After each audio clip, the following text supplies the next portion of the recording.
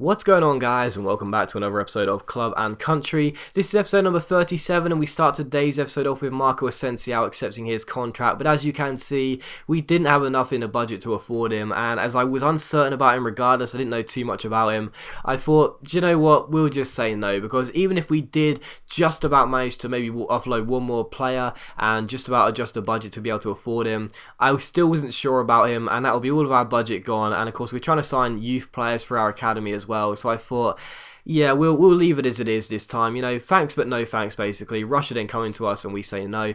So, you know, we thought about it for a while. I wasn't really sure. I have seen his name, you know, brandished about in the comments a couple of times, but as I don't really know too much about him, I just felt I'd rather wait until I have a scout report on the guy and I know a bit more about him. You know, he has no status that says, you know, showing great potential or an exciting prospect or anything like that. So I wasn't really too certain. So in the end, I feel as though we did the right deal, basically just saying no thanks and thinking about other players for our youth academy. But still, a busy transfer window has now ended. Transfer deadline day came and went very quickly. We spent a lot of money in this window, well, considering what we've done in the first couple of seasons. We also got about £2.5 million, I think it was, as well, for all the players we spent. But in the end, I feel as though we did some good business. I mean, I'm still, the jury's out on Ruben Blanco. I'm still not too sure how that goalkeeper's going to do for us, because at 21 years old, I do know goalkeepers don't tend to hit their peaks until a little later on in their careers, but even so, I'm not too sure he's going to turn out to be a great goalkeeper for us. But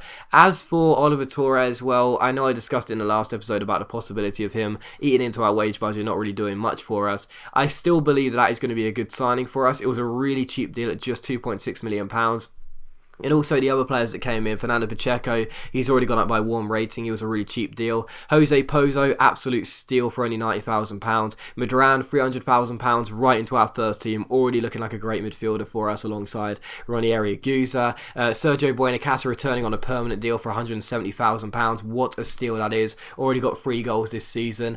So yeah, I feel as though we did some good business. You know, again, I'll reiterate, I'm still not 100% sure on the goalkeeper. I feel as though I probably have done a bit of bad business there. Hopefully it turns out to be not the case and he will start to grow ASAP and he'll look like a really good signing for us. But other than that, everything seems really good. We've got young potential players in this team. The whole squad is coming together really nicely. We're beginning to progress. We're getting a little bit better in terms of the squad's average overall. We've got younger players coming through. It's a good start. You know, it's a really good start to this season, and I feel as though although it was a busy transfer window, we did some good business. League table, 3 games in, 2 wins, 1 draw, sitting in 3rd place. Only 1 goal conceded, 0 losses and 7 points. And also our Europa League group, how about this? Roma, Lille and CD Nacional. I may not know about the 3rd team, but Roma and Lille in our Europa League group, ooh, that is going to be really, really tight. Not too sure we're going to make it out of there. Hopefully we will be able to shock both of those sides and get the results against them, but I feel as though we probably will end up leaving in the group stage, which will be a real shame. And then following that, we saw that one of our youth players wanted to terminate his contract. He's 17 years old now and hasn't been offered a pro one. 39 to 47 overall, 67 to 79 potential, and I don't like to do this, but I said, do you know what?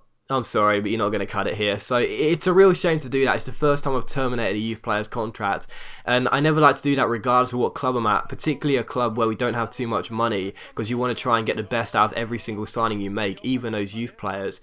But I didn't feel like he'd make the grade personally, and I felt as though 39 to 47 overall, he wouldn't ever get into the first team. He'd constantly be sent out on loan, and in a few years' time, would he ever be able to get be part of this squad? I highly doubted it. So, you know, if he could have waited till May, I probably would have promoted him in the hope he might get an attribute boost, and he'd turn out to be okay as a squad player.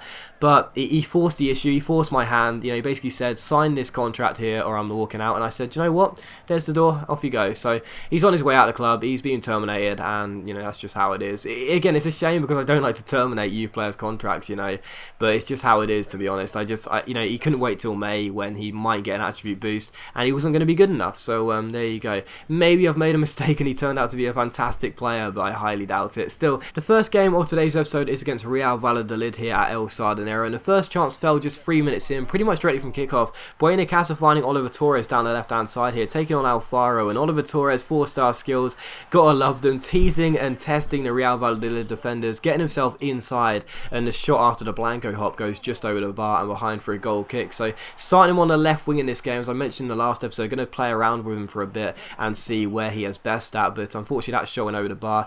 And this was a really boring game. You know, I hate to say that, it was very, very poor. The best chance fell here in the 90th minute as I almost gave away a stupid goal as I passed the ball across the face of goal, and Ruben Blanco, our goalkeeper, what a save that is. I said a minute ago I'm not too sure about the guy, whether he'll turn out to be a good player or not, but what a fantastic save, keeping the score at 0-0. And eventually for us the final chance fell after the counter attack went down the left hand side, and the caper eventually cut past Sastra inside into the box with a double step over, but his shot was quite tame and straight into the goalkeeper's glove. So final score was Racing Santander 0, Valladolid 0, and a very, very poor game. I mean, it was one of those games where I watched it back and I thought, what highlights can I show, because there aren't really any. So in the end, a very poor game, a boring goalless draw, but at the end of the day, another clean sheet for Ruben Blanco. He is still yet to concede a goal for us, which is absolutely crazy. And you know, it wasn't a bad game. We didn't play particularly bad, it was just I couldn't really create anything, and there you go.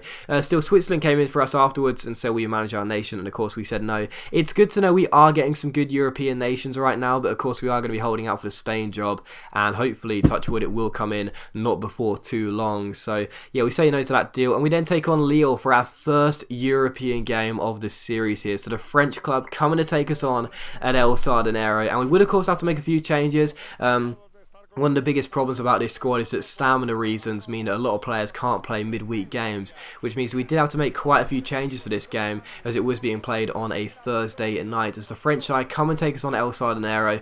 Really excited for this game, to be honest. Our first European game, didn't really know what to expect, but despite making quite a lot of changes, it was still a very strong squad. Also had Oliver Torres then playing through the middle in this game, so as I mentioned a minute ago, I am going to play around with him, see where his best position is going to be at. I think it probably will be in that CAM role, but we'll have to wait and see. But regardless, we do take on Lille here as the French side come and take us on. I do predict that if we are going to make it through this group, we are going to have to get some points against both Lille and Roma. So this was going to be a crucial game for us. It may be game one, but it's still a crucial game regardless. And the first chance fell in the 33rd minute as Ander Caper wins us the ball and plays it through towards Sergio Buenacasa. What a great chance to make it 1-0 here, but I completely messed it up. Stopped the ball stupidly. It came to Ander Caper, who crossed the ball in, and a header from Madran went wide. So a massive chance there, and I completely messed it up with Buenacasa. So still goalless in this game. And in the 44th minute here, Lille come forward looking to score the first goal of the game. Rodelin finds Ruse, who strikes it, and it goes just wide and behind for a goal kick. So still goalless in this game, but Lille going very close there. But in the 58th minute here, Oliver Torres is on the ball. It takes 3 Lille defenders to push him to the ground there. That's what I love about the guy. He's got such great ball control and dribbling skills, brilliant agility and balance as well. It will take quite a few players to rob him of the ball. Eventually he does win us a free kick, and Madran stands up to take it. And how many times have I said this? When you have a free kick from that range, L1 and circle is your friend, because I don't know why. I know that free kicks are overpowered, I know goalkeepers are underpowered, combine the two, and you're probably going to expect these results, but it's just crazy how accurate they are, and Madran just strikes it, and I never overthink it, I never line it up, I just do it in the first couple of seconds. L1 circle, curl it to the left, and what a goal by Madran. I think the goalkeeper might be a little bit disappointed he didn't get gloves on it, but what a strike by Madran. Absolutely superb effort from our new signing from Real Madrid. Had him on loan in the first season, was very good for us. He comes back to the club on a permanent deal and gets his first goal, and what a goal it is as well. Fantastic strike by Madran on the hour mark, and we are 1-0 up against Lille here in a massive game. And 20 minutes from the end here, we could have made it 2-0 as Granero off the bench goes down this right hand side. Really good run, crosses the ball in and almost catches the goalkeeper out there. I'll be honest, I was going for a cross, but it almost turned out to be a fantastic goal. Still, it was 1-0 from the resulting corner. Alvaro crosses the ball in, picks out David Concha with a free header, and it's a very good save by Kenneth Vermeer, and it's still 1-0 as the flag then goes up for offside. And it was how the game would finish as well. Racing Santander 1, Lille 0. So absolutely delighted. Match day 1 in the Europa League ends with Racing Santander picking up a huge 3 points, and I know this group is going to be unbelievably tight. We are going to have to get results against Lille and Roma if we do want to knock one of those out and get ourselves into the qualification stages to the knockout rounds, but that is the perfect way to do it. A massive 3 points at home, and touch wood, forward. The second game is against Roma away in Italy. He's hoping we get at least a point there as well and get off to a very good start. But the last thing you'll see is that Alvaro is happy he's getting on the team, and Oscar is happy that he's not in the team enough. And also we offer a contract to Ronnie Ariaguza. I thought now's the best time to tie him down to a long deal whilst his wages will still be quite cheap, give him important first team player status and keep him happy as well. But as always guys, a big thank you for watching the video. I really do hope you have enjoyed. If you have enjoyed today's episode of Club and Country, then please do leave a like, as it's much appreciated and it really does help my channel out, and I'll see you for the next episode very soon.